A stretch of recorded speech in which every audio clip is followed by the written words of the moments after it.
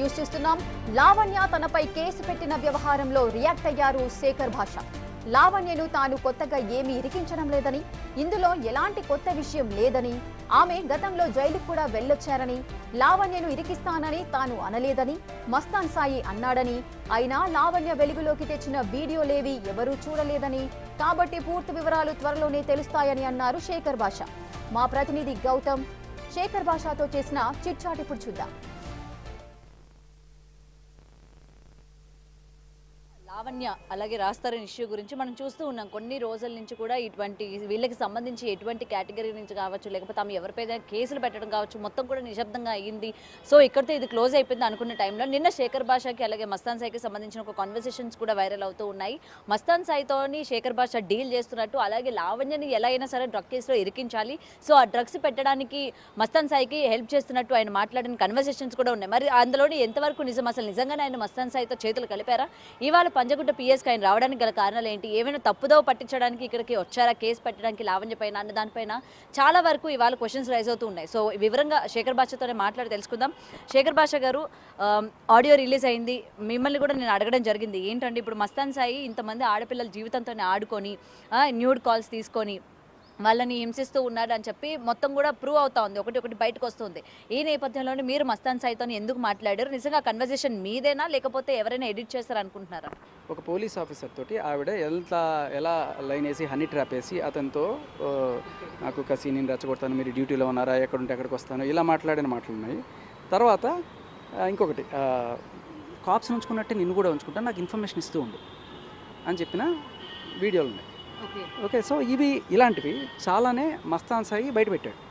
ఎవరికి? నాకు పంపించాడు, నా అలాగే కొంతమందికి పంపించుండొచ్చు. సో అలా పంపించున్నప్పుడు దాన్ని మంత్రాలు అంటారా, డీలింగ్ అంటారా? తను చాలా సాక్ష్యాలే నాకు ఇచ్చాడు. ఓకే, చాలా సాక్ష్యాలు ఇచ్చాడు ఈవిడికి సంబంధించి. అండ్ అలాగే మస్తాన్ సాయి కాకుండా చింటూ కూడా పంపించేవాడు. సో వీళ్ళు చాలామంది నాతో మాట్లాడుతున్నప్పుడు నేను వాడు ఏమంటాడు మస్తాన్ సాయి నాతోటి, భయ్యా వీళ్ళు రెగ్యులర్గా దీంట్లో పార్టీలు చేసుకుంటుంటారు, అందులో కొంతమంది జర్నలిస్టులు కూడా ఉన్నారు. ఓకే, మరి ఆ జర్నలిస్టులు కొంతమంది పోలీసులు అయితే అక్కడ రారు కానీ, బట్ పోలీసులతో వేరే రకంగా ఉంది. సో దీనివల్ల ఆవిడ ఎవరు ఇది చేయలేకపోతున్నారు. ఇన్ని కేసులు 8 ఎఫ్ఐఆర్లు ఉన్నా కూడా ఇవాటికి కూడా ఆవిడ అరెస్ట్ కాలేదు. దానికి కారణం ఏంటి? ఈవిడ ఎఫ్ఐఆర్ పెట్టగానే ఇలా తక్కువని అరెస్ట్ అయిపోవడానికి కారణం ఏంటి?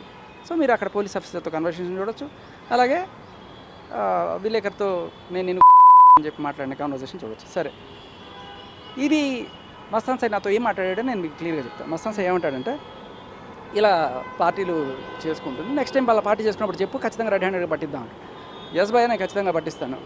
సో మస్తాన్ సాయితో పాటు ఇంకెవరెవరు ఉన్నారు అక్కడ అంటే, మస్తాన్ సాయి అక్కడ లేడు, బయట ఎక్కడ ఉన్నాడు. ఎవరెవరు ఉన్నారంటే, అక్కడ ప్రభాకర్ రెడ్డి ఉంటుంటాడు, పడాల లక్ష్మి అనే ఆవిడ ఉంటుంది, తర్వాత అప్పుడప్పుడు చింటూ వచ్చిపోతుంటాడు. చింటూ అంటే అతను డ్రగ్ వీళ్ళందరూ కూడా ఉన్నారు అనే ఒక సమాచారం అతను ఇస్తూ ఉండేవాడు.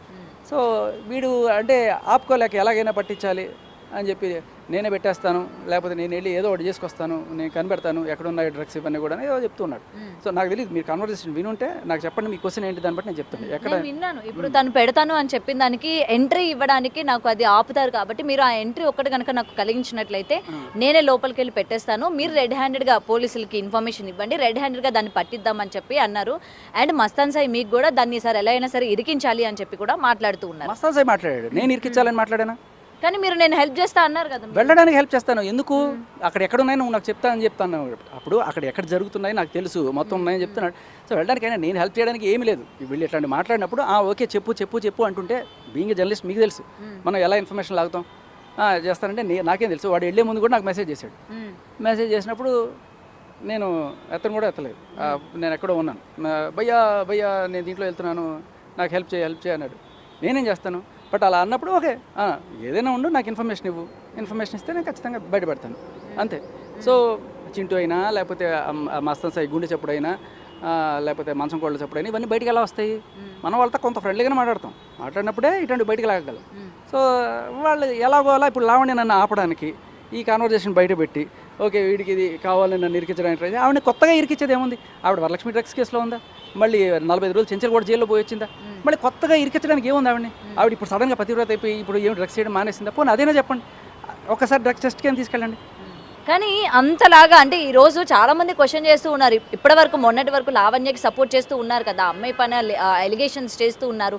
ఇప్పుడు శేఖర్ భాష కావచ్చు, అన్యాయం అయిపోయిన అమ్మాయి వైపున మాట్లాడట్లేదు, అన్యాయం అయిపోయింది. మరి వాళ్ళ మస్తాన్ సాయి కూడా ఇంతమంది ఆడపిల్లల జీవితాన్ని ఆడుకున్న వ్యక్తి, మీరు అతని వైపు అట్లా ఎట్లా మాట్లాడతారని చెప్పి కూడా మీ వైపు క్వశ్చన్స్ రైజ్ అవుతున్నాయి. మస్తాన్ సాయి వైపు ఎప్పుడు మాట్లాడానమ్మా?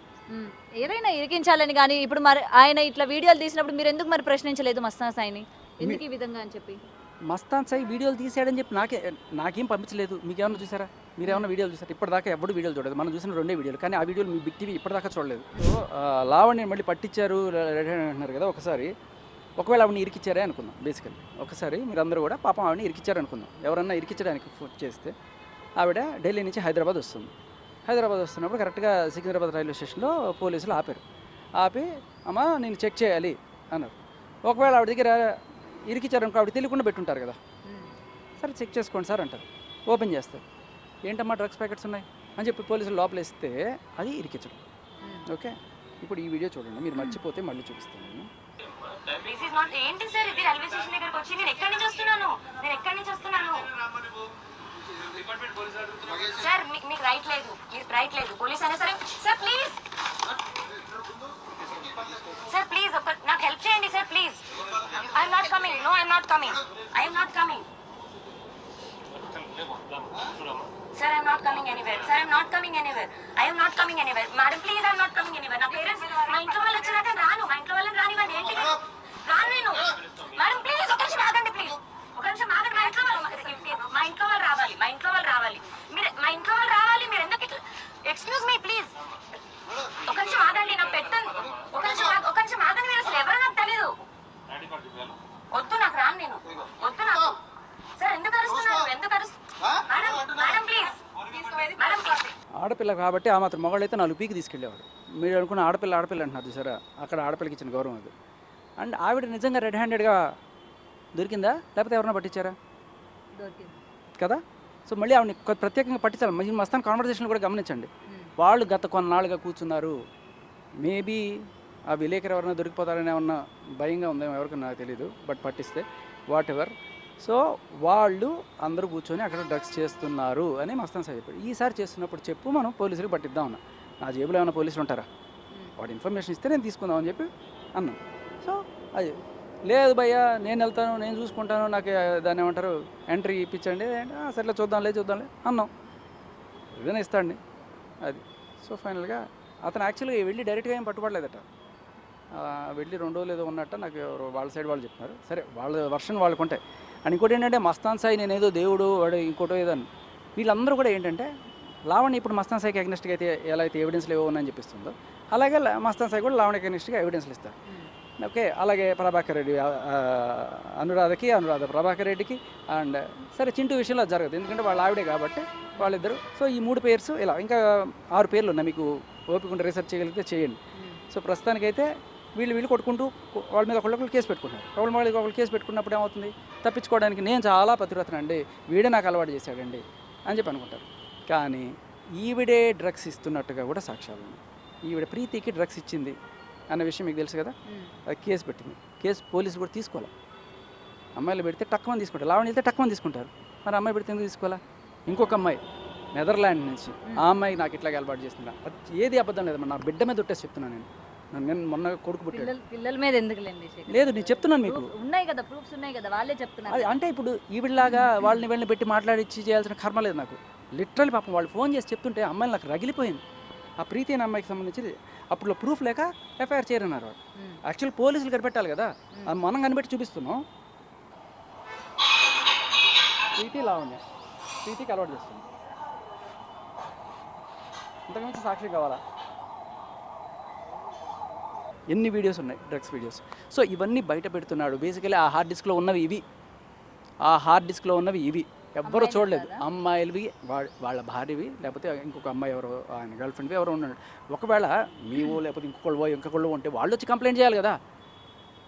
నీ ప్రాణానికి వాడి ప్రాణాన్ని నేను అడ్డం వేస్తానన్నా ఏంటి? నీ ప్రాణానికి నేను నా ప్రాణం అడ్డం వేస్తానలే, నీ ప్రాణానికి వాడి ప్రాణాన్ని అడ్డం వేస్తానంటే వాళ్ళకి ఎవరికైనా ప్రాబ్లం అయితే వాళ్ళు వచ్చి కంప్లైంట్ చేస్తారు. వాళ్ళు వచ్చి కంప్లైంట్ చేశారు, కానీ ఎవరి మీద చేశారు? నీ మీద చేశారు. లావణ్య మీద మీరు చూసుకొని ఇప్పుడు తీయగలిగితే మీరు వెళ్ళి నార్త్ సింగ్ పిఎస్లో ఆస్ట్రేలియన్ సిటిజన్ ఒక అమ్మాయి వచ్చి లావణ్య మీద ఎఫ్ఐఆర్ పెట్టిందా లేదా? నా బాయ్ ఫ్రెండ్ వీడు మస్తాన్ సాయి, వాడిది నాది ప్రైవేట్ వీడియోస్ తీసుకొని మమ్మల్ని బ్లాక్మెయిల్ చేస్తుంది అని చెప్పి 2023లో, అలాగే 2024లో ఇంకో ఎఫ్ఐఆర్ ఉంది. సో వినేవాడు వీరపుష్పం అయితే ఎన్నైనా చెప్తారు అంతే.